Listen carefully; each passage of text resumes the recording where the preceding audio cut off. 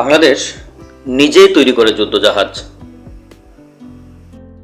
শুনতে অবাক লাগলেও এটা সত্য যে উপমহাদেশে জাহাজ নির্মাণ ও জাহাজ ভাঙ্গা শিল্পে বাংলাদেশ অনেক এগিয়ে গেছে,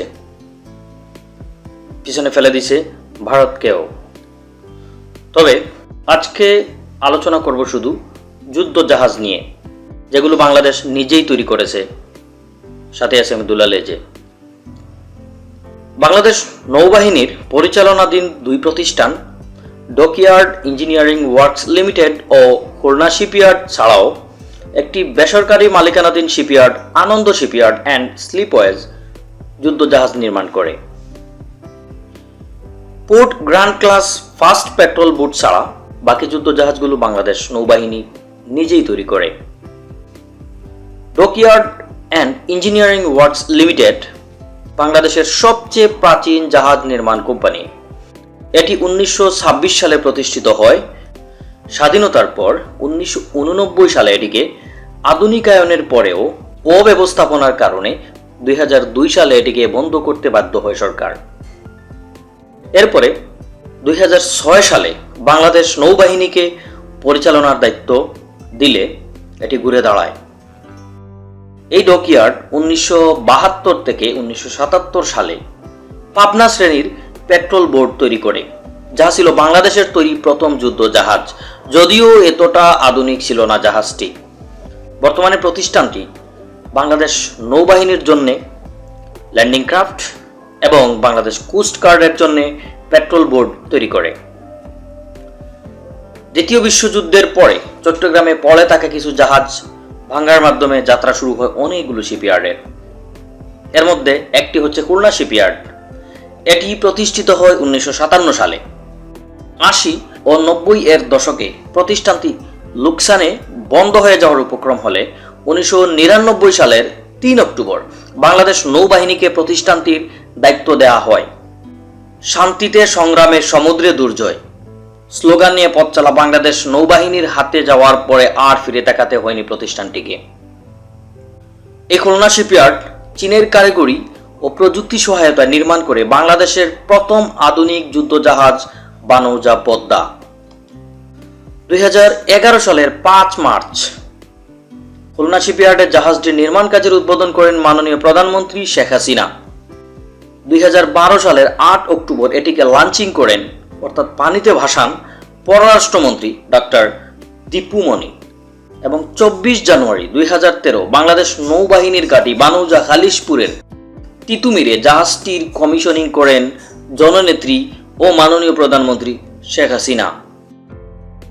জাহাজটির ওজন 350 টন, দৈর্ঘ্য 165 ফুট বা 50.4 মিটার, প্রস্থ 25 ফুট বা 7.5 মিটার, উচ্চতা 45 ফুট বা 13.7 মিটার। চলাচল ও শক্তির জন্য জাহাজটিতে যুক্ত আছে দুইটি 2270 কিলোওয়াট ও 3041 ঘোড়ার MTU ডিজেল ইঞ্জিন, 120 কিলোওয়াটের একটি জেনারেটর, 49 কিলোওয়াটের ইমার্জেন্সি জেনারেটর, ZF 7600 ট্রান্সমিশন এবং 4টি শ্যাফট। জাহাজটির গতিবেগ ঘন্টায় 45.37 কিলোমিটার। জাহাজটিতে লোকবল লাগে 45 জন। জাহাজটিতে যুক্ত আছে অনেকগুলো সেন্সর ও পূর্ণ DRS-4W রাডার, দুইটি 37 মিলিমিটার কামান, দুইটি 20 মিলিমিটার বিমান বিধ্বংসী কামান, দুইটি 12.7 মিলিমিটার CIS-50 মেশিন গান ও সামুদ্রিক মাইন। গত 12 জুলাই 2023 জননেত্রী ও মাননীয় প্রধানমন্ত্রী শেখ হাসিনা 8টি যুদ্ধ জাহাজ কমিশনিং করেন। খুলনা শিপইয়ার্ডে পেট্রোল ক্রাফট স্কোয়াড্রনের 4টি যুদ্ধ জাহাজ বানৌজা শহীদ দৌলত, বানৌজা শহীদ ফরিদ, বানৌজা শহীদ মহিবুল্লাহ ও বানৌজা শহীদ আখতারউদ্দিন, এছাড়া 4টি ল্যান্ডিং ক্রাফট ইউটিলিটি বা LCU, বানৌজা ডলফিন, বানৌজা তিমি, বানৌজা টুনা এবং বানৌজা পেঙ্গুইন। বাংলাদেশ নৌবাহিনীর নিবিড় তত্ত্বাবধানে খুলনা শিপইয়ার্ডে তৈরি করা হয়েছে। এছাড়া খুলনা শিপইয়ার্ড নির্মাণ করে দুর্জয় ক্লাসের দুটি লার্জ পেট্রোল ক্রাফট বা LPC যুদ্ধ জাহাজ বানৌজা দুর্গম P814 এবং বানৌজা নিশান P815।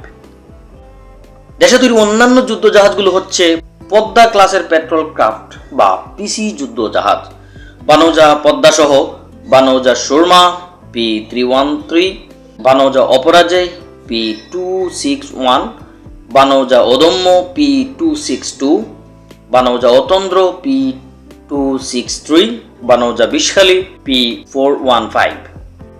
বার্ড 507 ক্লাসের 3টি ল্যান্ডিং ক্রাফট ট্যাঙ্ক বা এসসিটি, বানৌজা LCT 1 NV 798, বানৌজা LCT 2 NV 799, বানৌজা LCT 3 NV 800।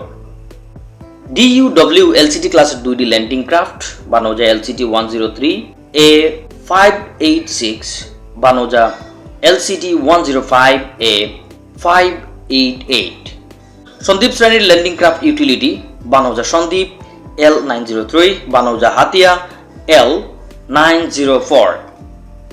LCT শ্রেণীর 3টি landing craft vehicle and personnel, দর্শক শ্রেণীর 2টি জরিপ জাহাজ, 2টি জরিপ বোট, নৌবাহিনীর জন্য 2টি রসদ ও জ্বালানিবাহী জাহাজ, একটি কারিগরি সহায়ক জাহাজ, 3টি ডাইভিং সাপোর্ট ভেসেল, 3টি ট্যাগ বোট, 2টি পন্টুন ও বার্জ, অজ্ঞাত সংখ্যক high speed patrol boat, high speed VIP boat, harbour patrol boat, training vessel ও সেইলিং ভেসেল।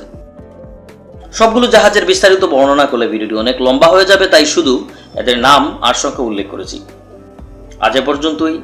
ভিডিওটি ভালো লাগলে লাইক করে কমেন্টে জানিয়ে দিন আপনার মতামত আর শেয়ার করে বন্ধুদের জানার সুযোগ দিন। সাথে থাকার জন্য ধন্যবাদ।